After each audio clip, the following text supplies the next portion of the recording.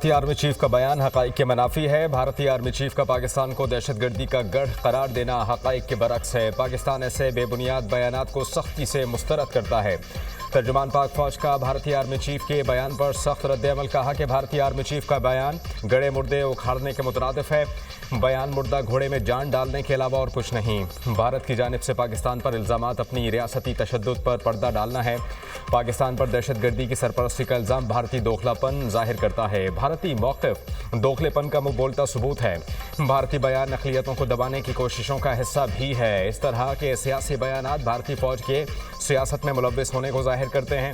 दुनिया भारतीय नफरत आमेज़ बयानात को देख रही है, जिनसे मुसलमानों की नस्ल कुशी शुरू हुई। अंदरूनी तौर पर अक़लियतों पर जबर और भारत के बैनुल-अक़वामी जबर से दुनिया की तवज्जो हटाने की कोशिश है।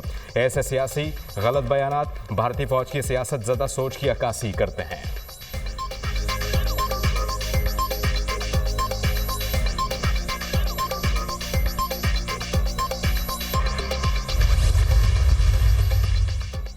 पाकिस्तान ने भारतीय वज़ीर दिफा और आर्मी चीफ के बेबुनियाद दावों को मुस्तरद कर दिया। दिल्ली के पास जम्मू कश्मीर और गिलगित बल्तिस्तान के इलाकों पर फर्जी दावे करने का कोई कानूनी अखलाकी हक नहीं। तर्जुमान दफ्तर खारिजा का कहना है, जम्मू कश्मीर बैनुल-अक़वामी तौर पर तस्लीम शुदा मुतनाज़ा इलाका है। जम्मू कश्मीर की हतमी हैसियत का तयन सलामती काउंसिल की करारदादों कश्मीरी अवाम के उमंगों के मुताबिक किया जाना है। भारतीय क़यादत की बयानबाजी इंसानी हकूक़ की संगीन खिलाफ वर्जियों से आलमी तवज्जो नहीं हटा सकती। बयानबाजी की बजाय भारत को गैर मुल्की इलाकों में टारगेटेड कत्ल तखरीबकारी की कार्रवाइयों का अजाला करना चाहिए।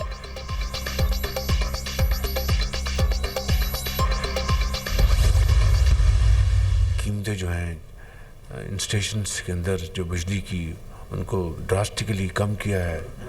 70 रुपये से इन्होंने 40 रुपये, एक बहुत एक मेजर आई थिंक रिडक्शन है, जिससे कि मुझे यकीन है कि जो सरमायाकार जो इन्वेस्टर जो हैं उनको बहुत हौसला मिलेगा। आलूदगी को कम करने के लिए इलेक्ट्रिक व्हीकल्स जैसे इक़दाम सूदमंद हैं। इससे आलूदगी में नुमाया कमी होगी। वज़ीर-ए-आज़म शहबाज शरीफ के इलेक्ट्रिकल व्हीकल्स के फ़रोग़ के हवाले से इजलास में गुफ्तगू। कहा कि सनतों के लिए बिजली की कीमत 70 रुपये से कम करके 40 रुपये यूनिट करना खुशाइंद है।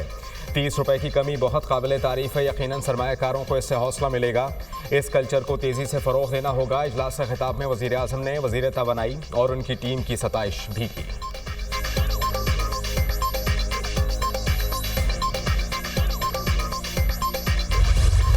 बशमूल टैक्सेस इस वक्त इन चार्जिंग स्टेशंस को 71 रुपये 10 पैसे का टैरिफ दे रहे थे।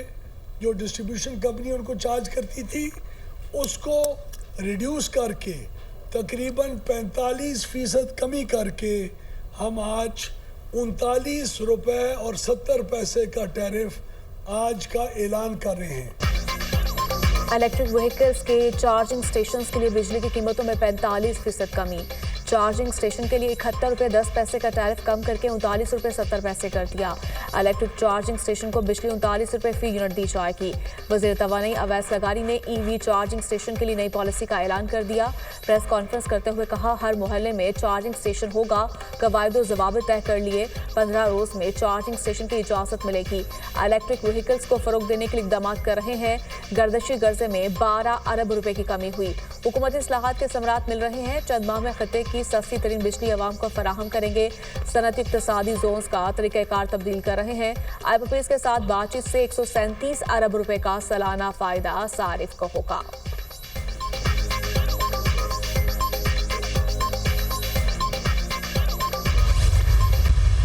मैंने आपको ये नहीं कहा कि मेरी खातिर बाहर निकलो, सड़कें तोड़ दो, पुलिस वालों के सर फाड़ दो, रेंजर्स को पॉइंट ब्लैंक रेंज से गोली मार दो। वही रेंजर्स जो अपनी वर्दी में आपकी हिफाजत करते करते शहीद हो जाते हैं।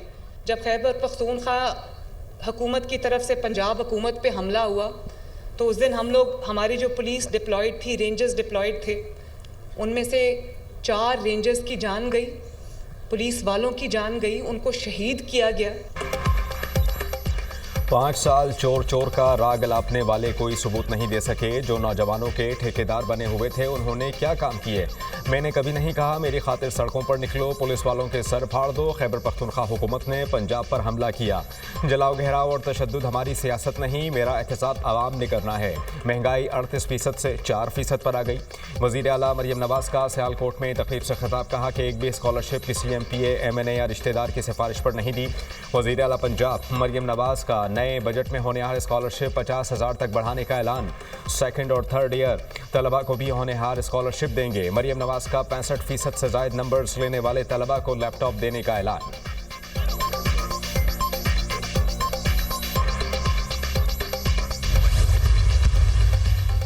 वज़ीर आला पंजाब मरियम नवाज ने गुजरांवाला डिवीजन के लिए होनहार स्कॉलरशिप प्रोग्राम लॉन्च कर दिया। यूनिवर्सिटी की 10 टॉपर तालिबात को चेक तकसीम किए गए। मरियम नवाज की गवर्नमेंट कॉलेज यूनिवर्सिटी सियालकोट आमद पर तलबा का जोशो खरोश। वज़ीर आला पंजाब तालिबात से घुल मिल गई। मरियम नवाज ने सिक्योरिटी को रोककर तालिबात को पास बुला लिया, सेल्फी और तस्वीर बनाई। मरियम नवाज ने 2 तालिबात को स्टेज पर बुलाया। तालिबा ने मरियम नवाज को पेंटिंग गिफ्ट की। आपके तहाइफ और तस्वीर को अपने ऑफिस में लगाऊंगी, मरियम नवाज की गुफ्तगू। तकरीब से बुलाकर तालिबा को अपनी कुर्सी पर भी बिठाया। कमसिन बच्चे ने भी स्टेज पर मरियम नवाज के साथ सेल्फी बनाई। एक तालिबा ने अपने कैंसर की मरीजा वालिदा के बारे में बताया। मरियम नवाज ने बच्ची को गले लगाया, प्यार किया और बच्ची की वालिदा के इलाज की जिम्मेदारी उठाने का ऐलान किया। तालिबा ने मरियम नवाज को तलबा का मोहसिन करार दिया।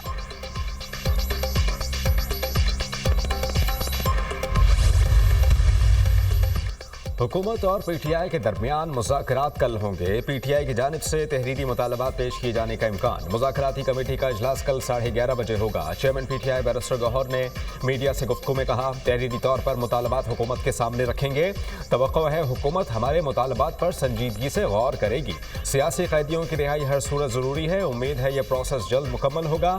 खुशी की खबर आएगी। बानी ने कोई जुर्म नहीं किया, सियासी कैदी हैं।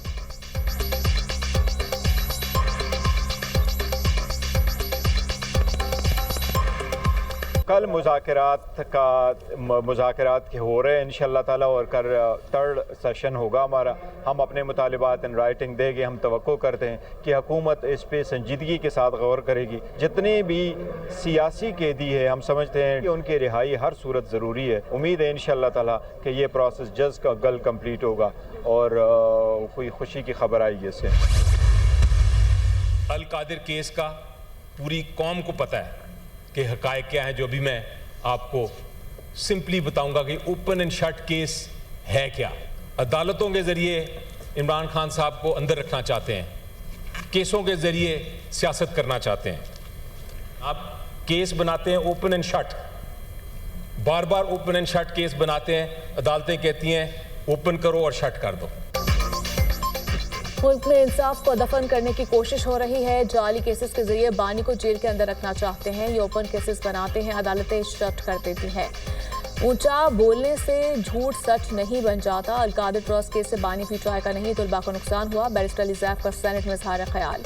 अपोजिशन लीडर कौमी असम्बली उमर अयूब ने दुनिया न्यूज़ से खुसूसी गुफ्तगू में कहा, अगर मुज़ाकरात कामयाब ना हुए तो अपोजिशन करेंगे जैसे पहले करते थे। ख्वाजा आसिफ को किसी बात का पता नहीं, इंटरनेट चल नहीं रहा, आपका भट्टा बैठा हुआ है। 20 लाख नौजवान मुल्क से बाहर जा चुके हैं।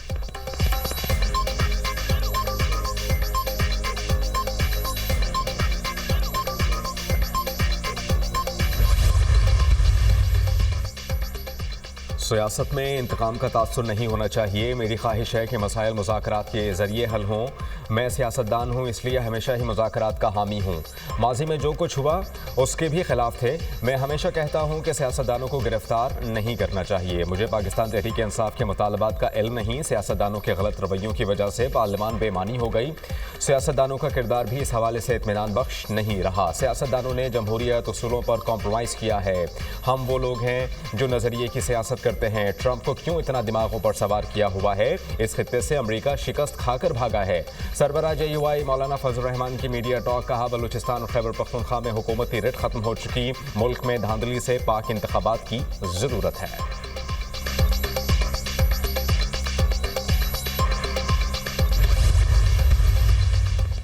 नए chief election commissioner member Sindh और बलोचिस्तान की तकर्री का मामला सेनेट में कायद हिज़्ब इख्तिलाफ सेनेटर शिबली फराज का चेयरमैन सेनेट को खत। सेनेटर शिबली फराज ने खत में मौक़िफ़ अख्तियार किया कि आर्टिकल 213 के तहत पार्लिमानी कमेटी तश्कील दी जाए। Chief election commissioner Sikandar Sultan Raja member Sindh और बलोचिस्तान 26 जनवरी को रिटायर हो जाएंगे। अपोजिशन लीडर उमर अयूब का स्पीकर कौमी असम्बली को खत। चीफ इलेक्शन कमिश्नर की तकर्री के लिए पार्लिमानी कमेटी तश्कील देने का मुतालिबा।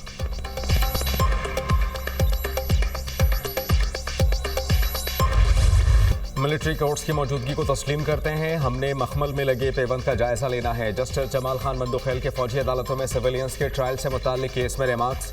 21वीं तरमीम जंगी सूरत हाल के लिए की गई थी। मुल्ज़िमान को कानून के दायरे में लाना था। 9 मई के मुल्ज़िमान का ट्रायल मिलिट्री कोर्ट में ही होगा। वजारत दिफा के वकील ख्वाजा हारिस के दलाइल। क्या APS हमले के वक्त आर्मी एक्ट मौजूद था? जस्टिस जमाल खान मंदुखेल का इस्तफसार। ख्वाजा हारिस ने कहा कि आर्मी एक्ट और ऑफिशियल सीक्रेट एक्ट सानहा APS के वक्त मौजूद था। जस्टिस जमाल खान मंदुखेल ने पूछा, गठजोड़ और आर्मी एक्ट के होते फौजी अदालतों में ट्रायल क्यों नहीं हुआ? दहशत गर्दों के ट्रायल के लिए आइन में तरमीम क्यों करना पड़ी? ख्वाजा हारिस ने कहा, तरमीम में डिसिप्लिन और फ़राइज़ की अंजामदही से हटकर भी कई जराइम शामिल किए गए थे। जुर्म के गठजोड़ से क्या मुराद है? क्या आइनी तरमीम इसलिए की गई क्योंकि मिलिट्री ट्रायल नहीं कर सकते थे? जस्टिस जमाल खान मंदुखेल का इस्तफसार। गठजोड़ से मुराद जुर्म का ताल्लुक आर्मी एक्ट से है। वकील ख्वाजा हारिस। जस्टिस जमाल खान मंदुखेल ने पूछा, क्या गठजोड़ के साथ जुर्म का इर्तिकाब करने वाले की नीयत भी देखी जाएगी? जस्टिस अमीनुद्दीन ने कहा, मुल्ज़िम मिलिट्री ट्रायल में जुर्म की नीयत ना होने का दिफा ले सकता है। समाअत कल तक मुलतवी।